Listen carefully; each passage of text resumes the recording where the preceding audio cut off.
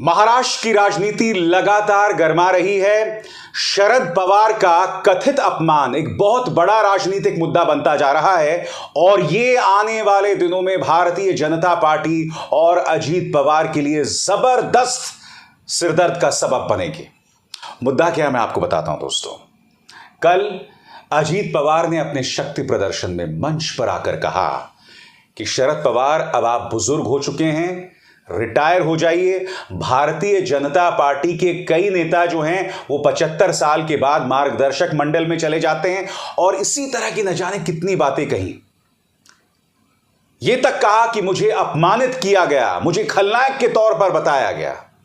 मैं आपको एक चीज बताना चाहता हूं दोस्तों, छगन भुजबल, नारायण राणे, राज ठाकरे, इन लोगों ने भी शिवसेना छोड़ी, मगर मजाल है किसी ने बाला साहब ठाकरे के बारे में कुछ कहा हो। शरद पवार एनसीपी के संस्थापक हैं, अगर शरद पवार नहीं तो एनसीपी नहीं। मगर अजीत पवार ने जो बात कह दी वो बहुत बड़े बवाल के तौर पर सामने उभर कर आ रही है। सुप्रिया सुले उग्र होकर कह रही हैं कि आप मेरा अपमान करो मगर मेरे पिता का अपमान मत करो, वो भी एक भ्रष्ट भारतीय जनता पार्टी के लिए।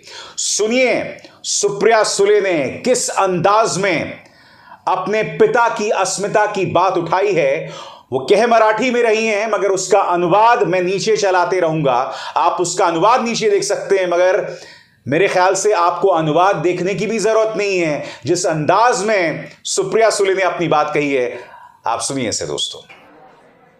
बापाच्या आणि आईच्या बाबतीत नाद करायचा नाही,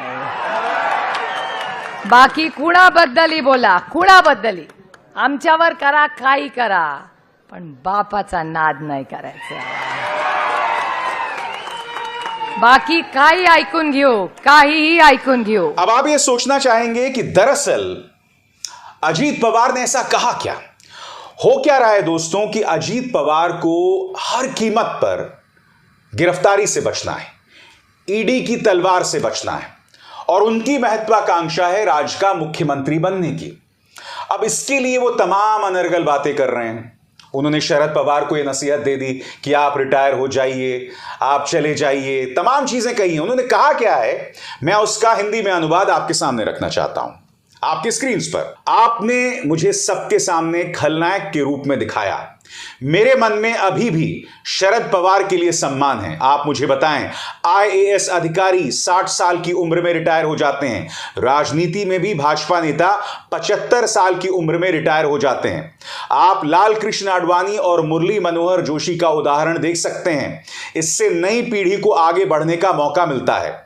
आप यानी शरद पवार हमें अपना आशीर्वाद दें, लेकिन आप 83 वर्ष के हैं, क्या आप रुकने वाले नहीं हैं?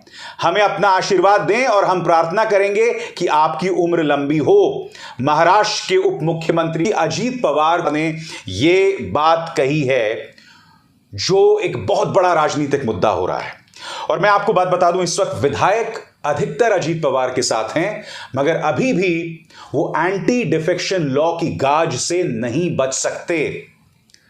समानांतर तौर पर एकनाथ शिंदे को लग रहा है कि उनकी गर्दन पर भी तलवार है और कभी भी उनकी नौकरी जा सकती है, यानी उन्हें मुख्यमंत्री पद से हटाया जा सकता है। उनके क्या तेवर हैं कुछ देर बाद बताऊंगा मैं दोस्तों, क्योंकि उनके तेवर में भी एक दिलचस्प रुख आया है, एक परिवर्तन आया है। मगर कल्पना कीजिए दोस्तों, जो बात अजीत पवार ने कही है शरद पवार के बारे में, यही बात अब शरद पवार खेमा जो है उठाने वाला है, क्योंकि शरद पवार के तेवर से भी स्पष्ट हो गया है कि वो अजीत पवार को माफ नहीं करने वाले हैं। उन्होंने उनके बारे में कहा है कि अजीत पवार खोटा सिक्का हैं। और अगर मैं अनिल देशमुख को कोट करूं तो अनिल देशमुख का कहना है कि शेर अभी जिंदा है। शरद पवार क्या कह रहे हैं दोस्तों आपके स्क्रीन पर। जिन विधायकों ने अलग होने का फैसला किया है उन्होंने हमें विश्वास में नहीं लिया।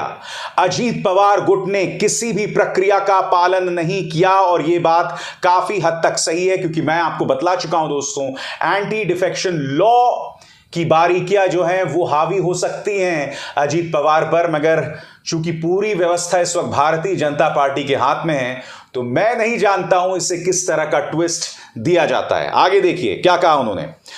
पार्टी का चुनाव चिन्ह हमारे पास है, वो कहीं नहीं जाएगा। जो लोग और पार्टी कार्यकर्ता हम सत्ता में लाए वे हमारे साथ में हैं, शरद पवार का यह कहना है। और यकीनन दोस्तों, शरद पवार जो हैं इसे एक बहुत बड़ा मुद्दा बनाने वाले हैं। आने वाले दिनों में महाराष्ट्र की सड़कों पर इसकी गूंज होगी। 83 साल के शरद पवार की अस्मिता और दूसरी तरफ अजीत पवार की अवसरवादी राजनीति, जो अपने गले पर गिरने वाली गाज से बचने के लिए भारतीय जनता पार्टी की गोद में बैठ गए।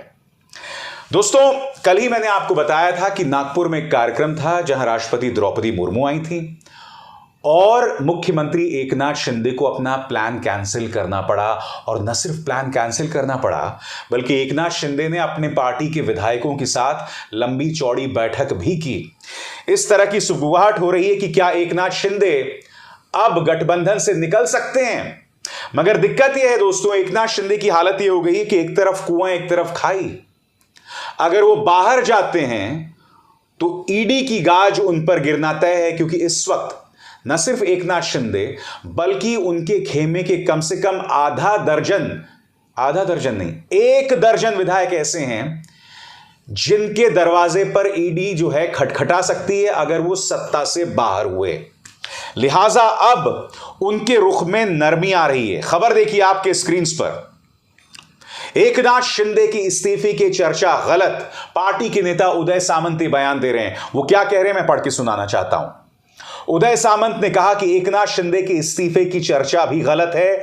तीनों दलों के नेता मिलकर सरकार चलाएंगे, हमारे बीच कोई मतभेद नहीं है। उन्होंने कहा कि मुख्यमंत्री के साथ हमारी मीटिंग में संगठन को मजबूत करने पर चर्चा हुई। विधायकों, सांसदों और विधान परिषद के सदस्यों को आगे क्या करना है इस पर भी विस्तार से चर्चा हुई। शिवसेना 2024 का चुनाव शिंदे जी के नेतृत्व में लड़ेगी। मगर आज शिंदे गुट को यह बतलाना होगा कि जब आपने महाविकास आघाड़ी का साथ छोड़ा था तो यह कहकर साथ छोड़ा था कि अजीत पवार हमारे काम में दखल दे रहे हैं। अब वही अजीत पवार कई लोगों के सिर पर आके बैठने वाले हैं। तो कहां गई आपकी इज्जत, कहां गया आपका वो दावा, कहां गई आपकी अस्मिता।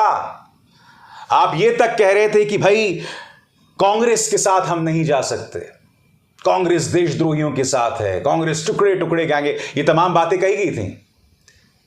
राहुल गांधी का शिगुफा छोड़ दिया गया कि भाई अजीत पवार जो है वो इसलिए चले गए बीजेपी के पास क्योंकि शरद पवार जिस तरह का समर्थन राहुल गांधी को दे रहे थे वो इससे खुश नहीं थे। उस वक्त भी राहुल गांधी का जिक्र किया गया था जब शिंदे ने साथ छोड़ा था। अब मैं आपसे सवाल पूछना चाहता हूं, इन्हीं अजीत पवार के सामने किरीट सोमैया ने मोर्चा बुलंद किया था, हसन मुशर्रफ के खिलाफ किरीट सोमैया ने मोर्चा बुलंद किया था। इन्हीं अजीत पवार के भ्रष्टाचार की बात करके एकनाथ शिंदे जुदा हुए थे। इसका अर्थ क्या हुआ दोस्तों? इसका अर्थ यह हुआ कि तमाम बातें झूठी थी।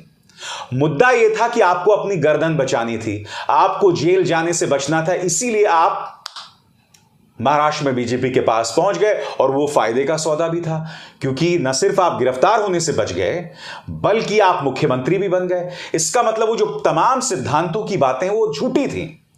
और ये बात भारतीय जनता पार्टी को समझनी पड़ेगी, उनके पूरे प्रचार तंत्र और उनके समर्थकों को भी समझनी पड़ेगी कि ये जो बात कही जाती है कि अजीत पवार का करप्शन था, कांग्रेस का करप्शन था, एंटी नेशनल कांग्रेस, ये सब बकवास बातें थी। मुद्दा यह था कि शिंदे मुख्यमंत्री बनना चाहते थे, उनके 12 विधायक जो थे उन पर ईडी की गाज गिरी हुई थी और अब वो तमाम 12 विधायक कहते हैं कि हमें चैन की नींद आती है। इसका मतलब एक और चीज है।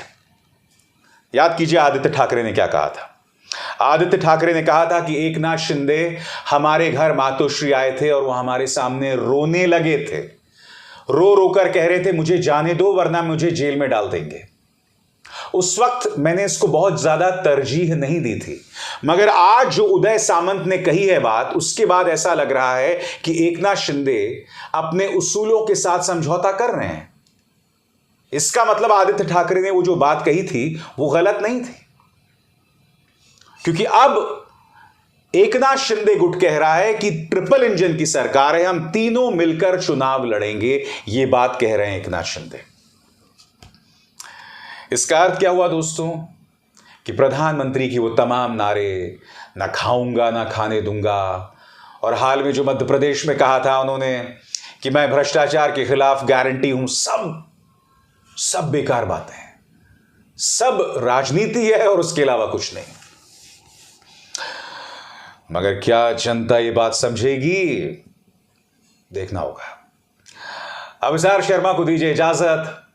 नमस्कार।